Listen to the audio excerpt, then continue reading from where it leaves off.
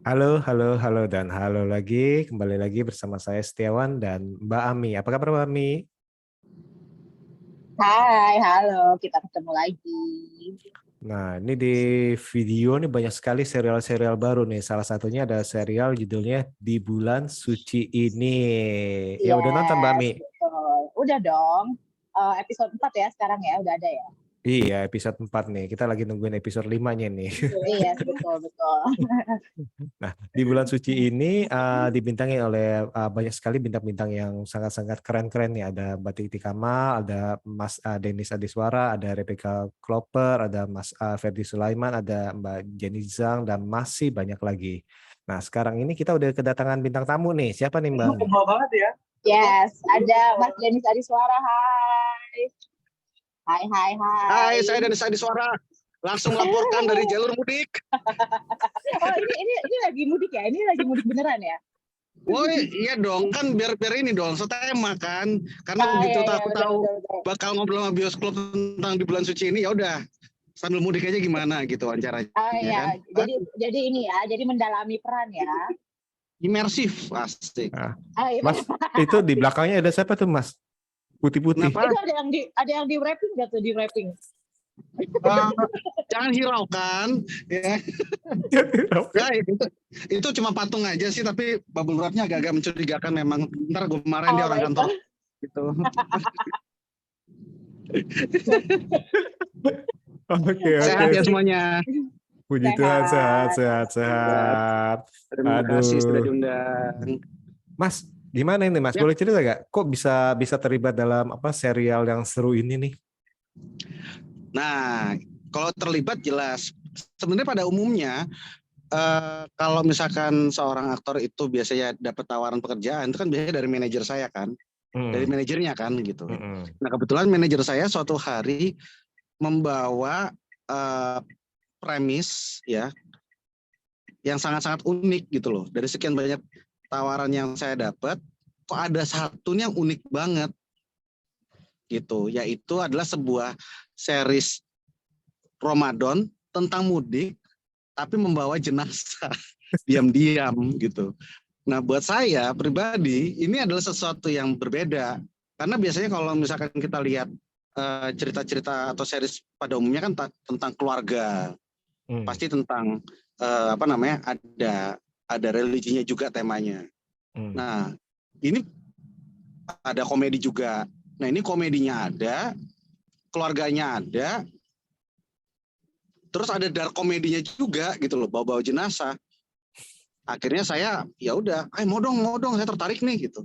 Akhirnya saya ketemu sama waktu itu Ibu Dina Jasanti selaku sutradara, ngobrol sama dia, treatmentnya mau seperti apa dan segala macam gitu. Nah, yang bikin menariknya adalah ketika dia pas pertama kali ngomong, dan bayangin ini kayak Little Miss Sunshine tapi bawa mayat. Oh, oke. Arahnya kita mau komedinya sarah situ gitu loh. Dan kita juga mau ngingetin ke pemirsa juga bahwa, hey, ini di tahun ini nanti lebarannya itu deket loh sama Cengbeng. Jadi buat keluarga Tionghoa dan keluarga yang Muslim itu bisa merayakan dua hari raya yang berbeda atau dua kegiatan yang berbeda, tapi di waktu yang bersamaan gitu loh. Nah di situ tuh saya ngerasa kayak, oh indah juga ya ternyata ya, perbedaan ini bisa dirayakan bersama-sama gitu rupanya, gitu, secara berdampingan. Makanya saya tertarik banget sama tema seperti itu. Oke, terus kalau dari Mas Denny sendiri kan ini di sini berperan sebagai orang tua ya, anak satu ya, betul kan? Terus dengan Simbo gitu. Terus yang menarik dari karakter Mas Denny sendiri apa ya?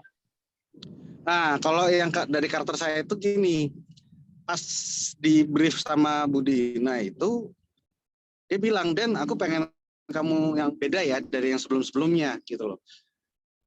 Kalau sebelum-sebelumnya mungkin kamu lebih ke komedik tapi cheerful, atau komedik tapi cenderung agak bodoh-bodohan gitu. Nah ini enggak, ini kamu harus jadi bapak yang agak grumpy gitu loh. Nah ini buat saya sih juga tantangan gitu loh. Dan tantangan yang menurut saya bisa keluar dari zona nyaman saya juga. Itu yang saya butuhin di sini. Tapi di saat yang sama kebetulan karena temanya keluarga, masih terasa familiar buat penonton gitu loh. Nah makanya saya lihat karakter Wisnu ini yang saya perankan itu sebenarnya kompleks nggak kompleks gitu loh. Tapi yang pasti relate. Karena saya lihat banyak banget kepala keluarga dimanapun yang memang ditonton seperti ini lagi lagi berusaha untuk secara ekonomi bisa bertahan, ya keluarganya bisa bertahan. Tapi di saat yang sama PR yang dilakukan tuh banyak banget. Baik PR di kantor atau di usahanya maupun PR di komunikasi terhadap orang-orang keluarga. Gitu loh. Nah, seringkali kan itu kan jadi dilema banyak orang gitu loh. Mau milih waktu kemana gitu, ke anak kah? Tapi kalau kita kebanyakan waktu ke anak nanti rezeki yang masuk nggak banyak. Ya udah kita menangin pekerjaan. Tapi kalau misalkan di pekerjaan rezeki masuk banyak tapi kurang waktu buat anak sama istri. Itu kan sesuatu yang istilahnya dilema gitu. Itu satu. Dan kedua, saya tuh selalu percaya bahwa kita bisa tahu karakternya orang kalau kita sudah melakukan perjalanan bareng dalam waktu yang lama. Karakter asli itu biasanya keluar. Gitu loh. Betul, nah di sini kan kita bisa lihat bahwa keluarga saya, keluarga Wisnu itu berteman dengan tetangganya, yaitu keluarganya si Ferdi, keluarganya Santo. Selama ini mungkin baik-baik saja hubungannya. Tapi begitu jalan bareng, kan baru ketahuan aslinya masing-masing seperti apa. Gitu.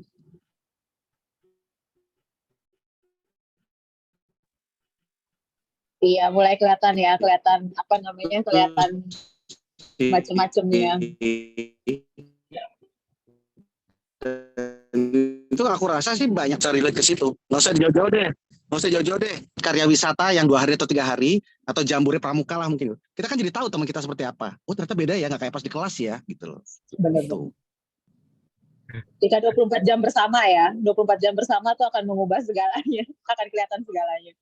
24 jam bersama di tempat yang bukan tempat tinggal kita. Nah, itu udah combo banget itu. Tapi bisa juga jatuh cinta ya. Wow. Kalau karya wisata. Iya. Kalau karya wisata mungkin ya. Iya betul, bisa kayak gitu. Nah, itulah kurang lebih. Ini menarik nih Mbak Ami ya, apalagi kan kalau kita lihat ini nama karakter dari semua karakter di sini ini berkumpul di dalam satu situasi nih. Nah, ini syutingnya di mana aja nih Mas Denis? Di beberapa kota dan kabupaten sepanjang jalur mudik ya. Itu yang ingat itu ada Jakarta, Yogyakarta, terus Mojokerto, Surabaya, sama Banyuwangi. Nah, setiap kota yang aku sebutin tadi itu, kita juga ke ke kota-kota satelit ataupun kabupaten-kabupaten satelitnya juga untuk mengejar lokasi-lokasi yang unik dan indah dipandang di mata lah gitu loh. Karena memang tujuannya si filmmakernya nih Mbak Dina Jasanti dan kawan-kawan nih pengen memperkenalkan dan meng-highlight tempat-tempat wisata yang ada di sepanjang jalur mudik. Gitu. Kalau gitu beneran road trip ya? Di-highlight lewat film gitu. Kenapa? Kalau gitu beneran road trip dong ya? Syutingnya sambil road trip gitu ya? Kita road trip banget. Ini ada pemudik yang gimana sih nih nyalip-nyalip aja. Hati lu. Iya loh. Ntar kayak yang di truk itu lagi ya, nyalip mobil kan? Iya, belum nonton sih. Kasih. Jadi jumpain deh. Iya kita road trip. Jadi lu bayangin aja ya Mas dan Mbak ya. Kita itu syuting pagi, oke? Ada 8 hari. Di Bogor itu aku lupa deh 1 atau 2 hari. Sisanya itu ya 4 hari di Jogja, 4 hari di Mojokerto, 3 hari di Surabaya. dan paling banyak itu 2 minggu di Banyuwangi sebenarnya. Karena pas kita nge-base camp di Banyuwangi, kita benar-benar jelajahi seluruh Jawa Timur gitu, terutama yang di pantai paling timurnya gitu loh. Ada Baluran, ada pantai Keren banget tuh Merah. Baluran ya. Oh iya loh, Keren itu banget, keren banget. Julukan Afrika Van Java itu bener loh. Yes. Itu bener loh. Ini fun fact aja ya. Ketika kita lagi syuting sebenarnya, itu kita dikelilingi sama monyet-monyet yang nyolong-nyolongin HT. Oh iya. Iya. HT produksi itu dicolong. Terus pernah kita pas lagi syuting gitu, nggak jauh dari kita, sekitar kayak 100 meteran, ada bapak-bapak fotografer alam ya, itu lewat syuting kita, tapi pakai kamuflase rumput-rumput gitu badannya. Oh ya? Oh my God, biar jadi itu. Emang dia soalnya fotografer alam soalnya ya? Iya, awalnya saya bingung gitu loh. Ini kok ada yang gerak-gerak gitu. Udah kayak game Metal Gear Solid gitu kan. Ternyata bener penyamaran dia gitu. Terus kita nggak boleh syuting lebih dari maghrib gitu. Karena kalau malam itu macannya turun gunung. Seneng sih gitu. Ajaib lah. Syuting berasa liburan ya? Syuting berasa syuting juga sih. Syuting berasa syuting. Nggak bohong ya? Nggak bohong sih. Tapi kalau misalkan lagi break, rasa liburannya nggak jauh gitu loh. Cuma hitungan langkah.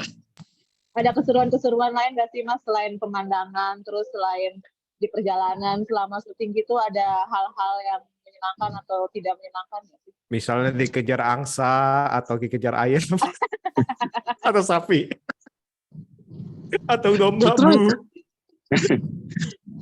Justru yang paling meresapi ini sih, mungkin teman-teman ingat ya, ada adegan di mana saya harus masuk ke kandang ayam sama Ferdi sama Bima. Betul. Ya kan? Betul. Yes. Ya, sama Santo sama si Faisal ya. Faisal ya. Fun fact, itu kandang dibuat oleh tim art sehari sebelumnya. Oke. Jadi bukan kandang beneran. Oke.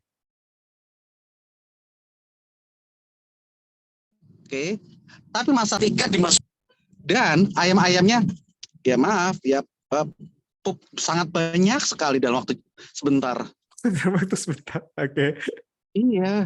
Padahal ayam-ayam tuh kayak baru dimasukin berapa jam doang gitu loh. Tapi udah ceceran kemana-mana gitu. Pusing banget pas masuk situ. Soalnya mungkin, ini tempat baru nih, jadi saya harus menguasai kata mereka. Iya. Ya tapi nggak setiap jengkal ayam juga sih ya. Tapi terus Faisal menikmati banget di dalam situ kan dia. Nah gini, kita seneng banget gitu loh bisa kerja sama teman-teman. Aku ya, kalau aku pribadi aku seneng banget sama teman-teman kayak Ferdi, kayak Bima gitu, karena mereka adalah aktor yang bagus gitu loh. Saking bagusnya mereka bisa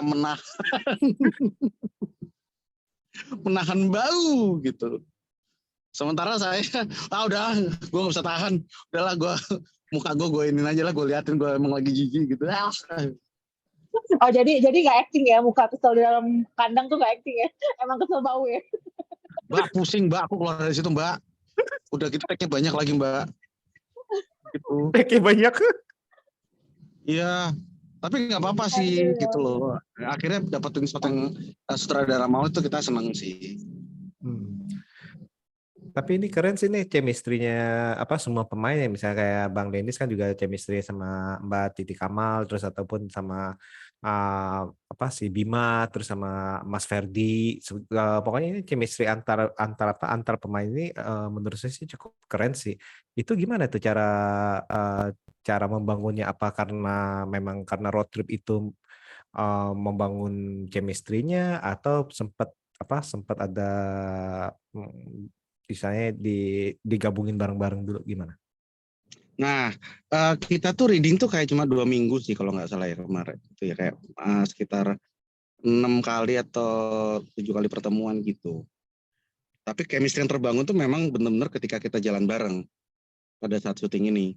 Nah, kita tuh punya tradisi di lokasi ketika ada break atau lagi nggak ada giliran syuting, kita biasanya menjelajah tempat-tempat asik di kota tersebut yang lokasinya tidak jauh dari tempat syuting atau tempat kita menginap.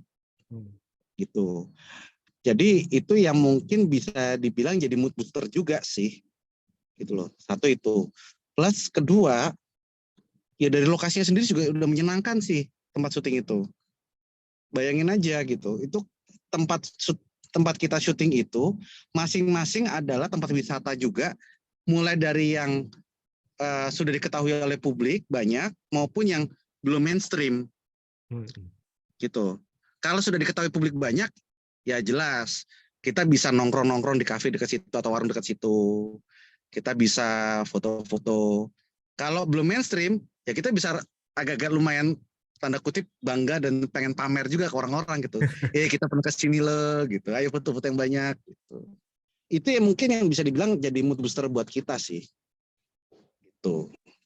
Belum lagi kulineran ya di tempat-tempat yang didatengin ya. Seru tuh pasti. Ya. Dan tempat-tempat yang kayak di luar Jakarta itu banyak sekali makanan-makanan yang menurut saya itu sudah kategorinya langka. Coba Mbak Ami, saya itu di Banyuwangi makan yang namanya botok tawon. Tahu nggak? Oh, itu apa? Botok kan? Lu ya, tawon botok rebusan yang dibungkus daun. Iya, bungkus daun. Tapi yang dibungkus daun itu adalah sarang tawon dan ada larvanya. Oh iya, wow. Itu rasanya gimana? Larva enak hidup. Rasanya manis-manis gigit gitu loh, gimana ya? Iya, soalnya tawon kan gigit kayak pedes-pedes semut gitu nggak sih kalau kita ngegigit semut? Iya, ada mirip kayak pedes-pedes ladanya gitu, cuma bukan pedes lada juga. Kita tahu itu pedes yang berbeda. Pedes.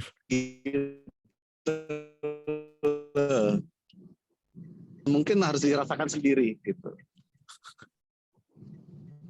Itu. Wah. Seru. Ada juga ada sebuah desa.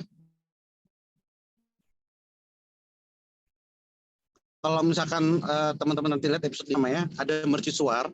Nah, nggak jauh dari situ itu ada sebuah desa yang warganya itu bersama-sama mereka bikin terumbu karang buatan dari kerat-kerat botol minuman bekas. Jadi mereka bikin tanda kutip ya apartemen terumbu karang buat ikan-ikan. Oke, keren juga ya. Itu keren gitu loh. Dan mereka membuka pintu untuk turis sebanyak-banyaknya untuk diving ke bawah, ngeliatin terumbu karang buatan gitu. Mantap. Dan mereka bangga banget sama apa yang mereka lakukan, dan aku rasa emang harus bangga karena emang inisiatifnya keren gitu. Iya, itu keren sih itu ya, Darwati. Sempat diving nggak? Nggak. Kalau saya pribadinya sih nggak berani diving karena takut kelelep ya. Karena syuting terhambat lagi gitu kan. Takut kelelep. Iya, takut kelelep saya. Ya sempet sih diwanti-wanti sama teman-teman syuting. Boleh keliling tapi jangan ke tempat-tempat berbahaya ya gitu, atau jangan terlalu beresiko ya. Kafe-kafe nggak apa-apa. Itu ngopi nggak apa-apa gitu. Ke pantai nggak apa-apa, tapi jangan mendaki, jangan menyelam gitu loh. Soalnya untuk safety ya, soalnya kan belum ada persiapan segala macam ya kali ya. Ya, dan supaya menghindari kulit kami belang. Oh iya benar, tidak continuity. Iya. Nah, Mas Denis, ini kan salah satu yang mencuri perhatian adalah mengenai tanda kutip jenazah yang di wrapping ya. Itu tahu gak tuh ide-idenya dari mana atau gimana? Wah, kalau itu sumpah tanya Mbak Dina Jasanti, itu menurutku ide hooknya itu memang ada di situ gitu loh. Itu yang membuat jangankan penonton, saya pun yang pada saat mendengar tentang proyek ini itu dibikin pengen banget ikutan gitu. Ide tersebut tuh sebenarnya apa ya, sangat-sangat menggugah pikiran dan bikin nggak lupa gitu.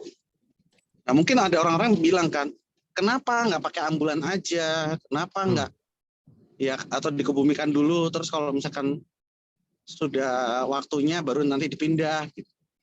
Satu alasannya ya, kalau pakai ambulan nanti tidak sesuai wasiat. Wisnu takut jadi anak durhaka karena katanya Simbo nggak boleh pakai pesawat, nggak boleh pakai ambulan. Gitu. Emang masalah itu mulai di situ memang. Satu itu. Kedua, kalau emang pakai ambulan, seriesnya itu mungkin selesai dalam waktu 10 menit gitu kan.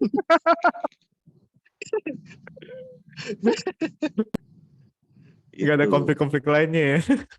Nggak ada konflik lain udah. Ada komentar-komentar nggak deh mengenai hal itu? Komentar-komentar yang paling menarik dari penonton? Ya paling komentar paling menarik tuh di situ.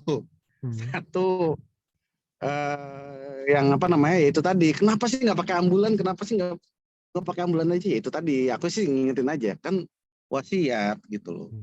Nah ini penting karena apa? Karena Wisnu itu merasa dirinya durhaka selama ini. Nah supaya dia tidak menjadi durhaka terhadap Simbo untuk terakhir kalinya, ya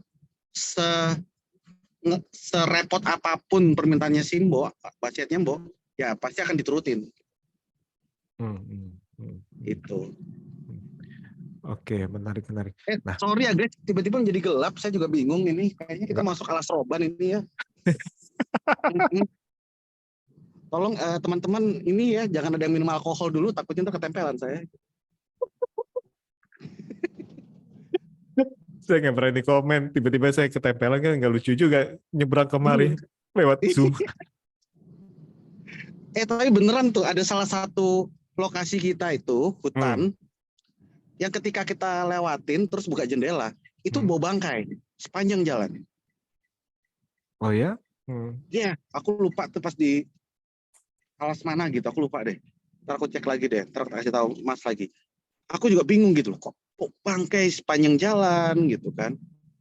Awalnya udah pada mikir, wah ini jangan-jangan spot buat horor nih, pesugihan nih, tumbal apa ini itu gitu kan. Tapi misteri tersebut akhirnya terpecahkan di hari kedua kita syuting di situ. Apa nih misterinya? Ternyata memang spot tersebut adalah habitatnya bunga bangkai. jadi bukan horor ya? Tidak jadi horor, jadinya ilmiah. Oh, memang dilindungi bunga bangkai segitu banyak. Baiklah, bagus. Tidak jadi horor. Mestinya kalau kayaknya kira-kira jawabannya apa? Nanti kan di episode selanjutnya. Jeng. Terus matanya melotot. Iya kan. Aduh. Padahal tadi baru mau nanya. Ini kira-kira ini kan perjalanan melalui banyak daerah nih. Apakah ada kisah-kisah horor? Nah, ternyata nggak ada ya. Nggak ada belas, kita nggak ada belas. Nggak ada belas ya. Nggak ada belas. Justru ya itu semua yang kita kira horor ternyata bisa dijelaskan gitu. Secara ilmiah. Kirain lanjut series horor kirain. Kenapa? Kirain lanjut series horor. Episode kelima berubah jadi horor ya. Berubah jadi horor. Aduh. Iya. Nah, kalau tantangannya sendiri apa nih dari Bang Dennis nih untuk serial ini? Sebulan tuh kan saya kan di luar kota. Tantangannya di sini tuh adalah ya supaya gimana caranya nggak homesick itu aja sih. Satu itu. Dan kedua, pas saya lagi di luar kota itu sebenarnya ada 2 premier karya saya sama teman-teman yang lain. Jadi mau nggak mau harus promo lewat online gitu sambil dada-dada di Zoom gitu.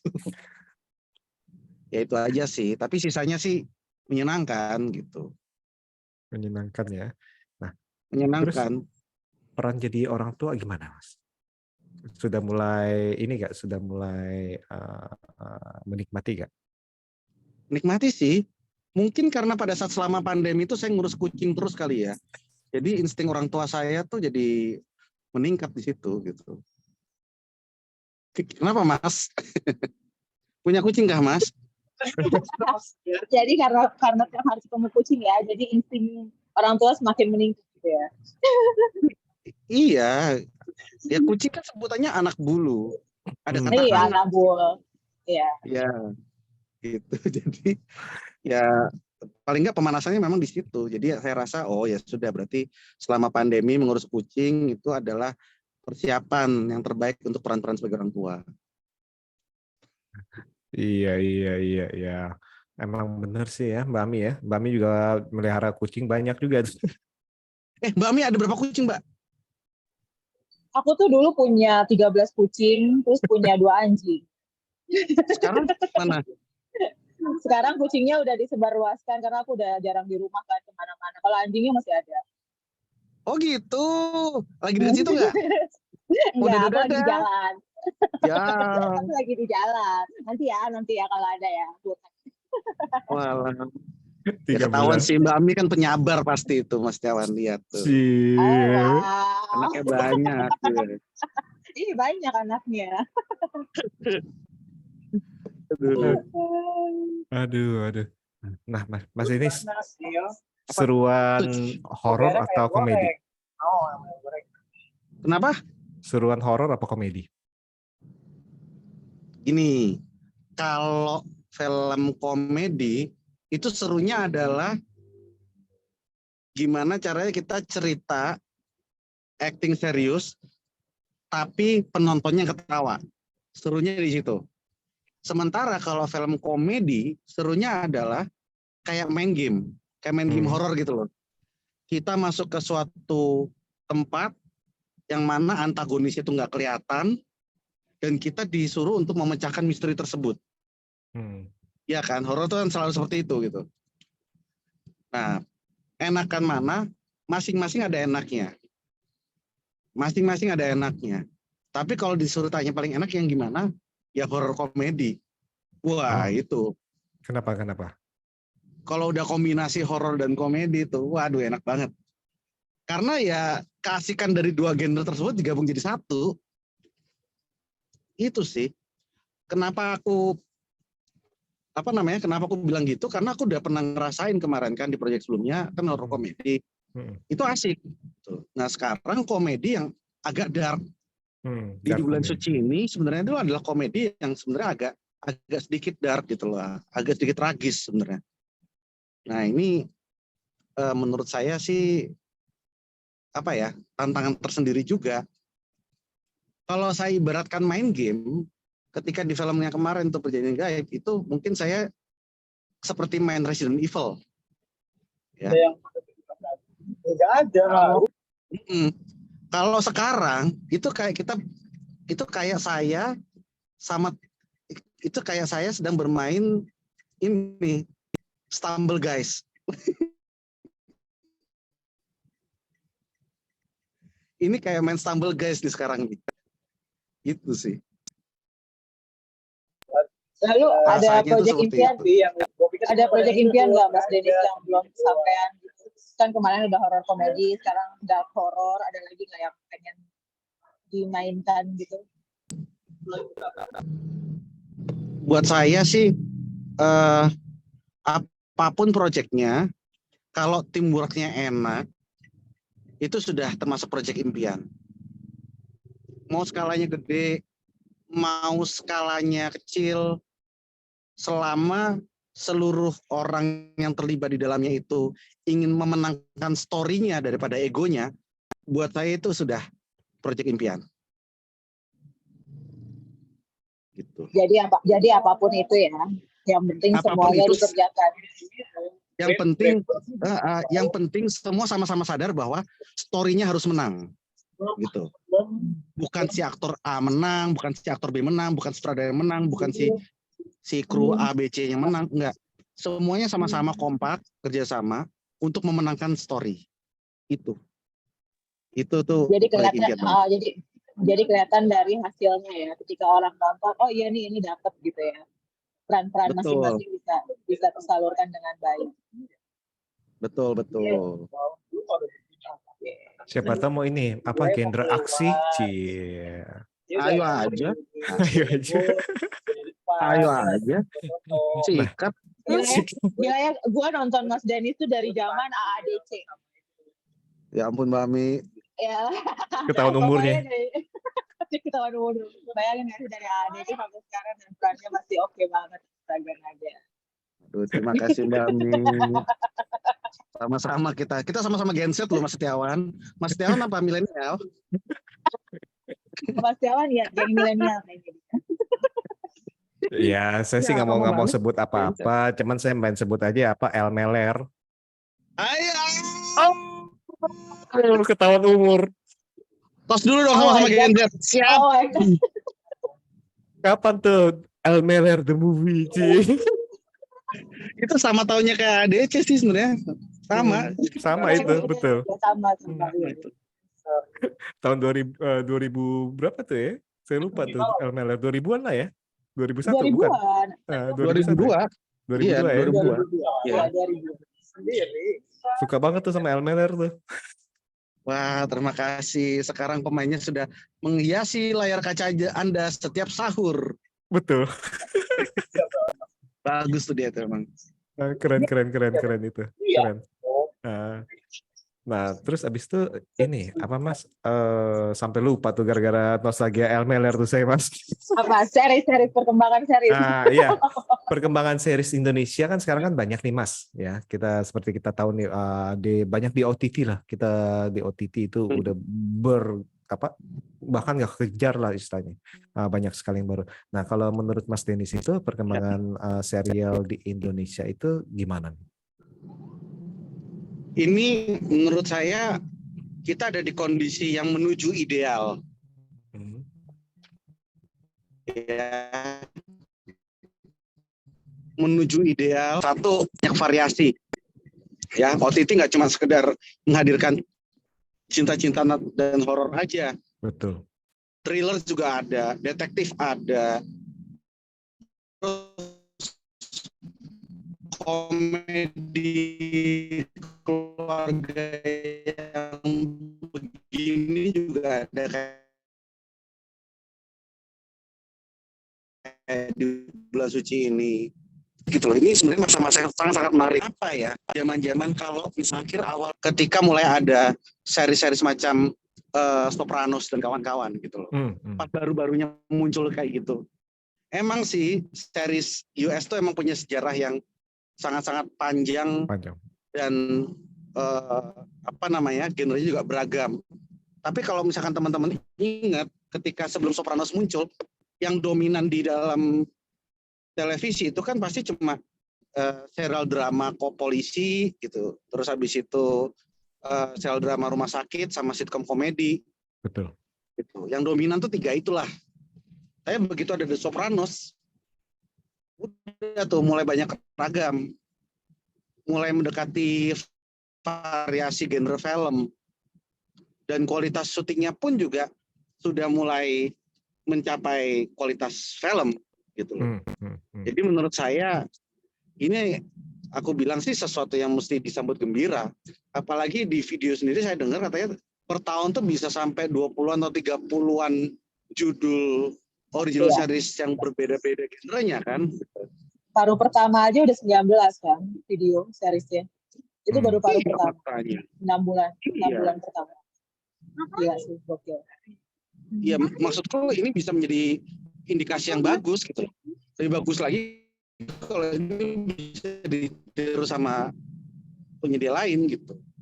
Itu sih. Itu soalnya artinya apa Mas gitu. Itu artinya platform sudah tahu bahwa penonton tuh berbeda-beda. Betul. Gitu. Penonton tuh berbeda-beda. Ya mari kita rangkul segala perbedaan ini semua. Itu yang saya senang. Dan mereka berani ya, udah mulai berani untuk mengambil berbagai jenis genre, jadi bukannya cinta-cinta doang segala macam ya. Keren. Nah, Mas, untuk yang terakhir nih Mas, kira-kira ada pesan nggak untuk para pendengar yang mungkin yang sedang nonton serial ini atau yang belum nonton serial di bulan suci ini? Wah, enaknya apa yang ngomongnya ya? Semoga selamat menikmati di bulan suci ini. Semoga ceritanya cocok banget buat menemani hari-hari kamu di rumah ataupun dimanapun kamu berada. Paling cuma itu aja. Kalau mudik hati-hati ya. Iya. Dan kalau mudik, kalau bisa, ya jangan bawa yang aneh-aneh gitu aja. Iya betul. Udah wrappingnya nggak usah aneh-aneh ya. Bawa baju aja. Iya. Ya mudik jangan bawa yang aneh-aneh. Udah. Ada itu. Atau aku setiap nonton tuh selalu deg-degan lihat Marcel itu, Tuhan. Ya makanya itu udah. Aduh. Terus nanti kalau diberhentiin, lihat nih polisi ini mirip kayak pastur atau kayak yang di mana kayak atau pelayan hotel, kok mirip-mirip Nah, gitu itu ya? dia. Iya, pelayan hotel, terus pastor sama tukang warung tuh sama kan? Iya, multiverse itu. Jangan-jangan itu masuk ke apa? Bukan masuk ke daerah apa gerbang daerah, tapi itu gerbang multiverse kali ya. Ke setiap daerah itu tiba-tiba. Iya. Ini sebenarnya adalah perjalanan mudik multiverse. Iya. Multiverse of mudik ya, berarti ya MOM ya. Iya. Oke. Seru banget ya Mbak Ami ya. Yang pasti lebih seru lagi nih di bulan suci ini nih, karena ini kan per hari ini baru 4 episode dan sepertinya masih ada kejutan-kejutan atau masih ada rahasia-rahasia lain nih ya. Soalnya kayak di keempat itu ternyata ada kejutan atau ada rahasia si Ajeng itu siapa, dan saya masih bingung nih nanti nih apakah nanti kita akan dikejutkan lagi nih. Iya. Aaron tuh bagaimana?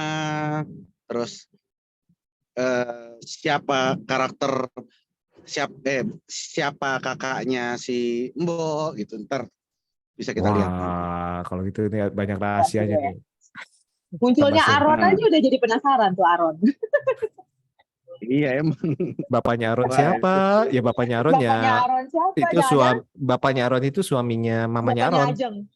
Oh ya iyalah.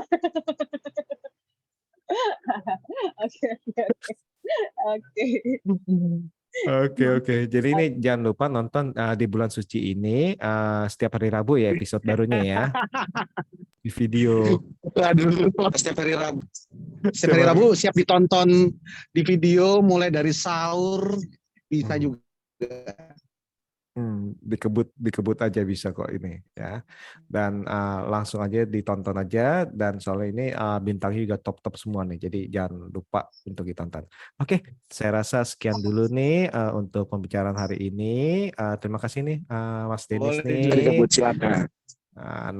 Dan kita akan bertemu di episode selanjutnya. Oke, see you.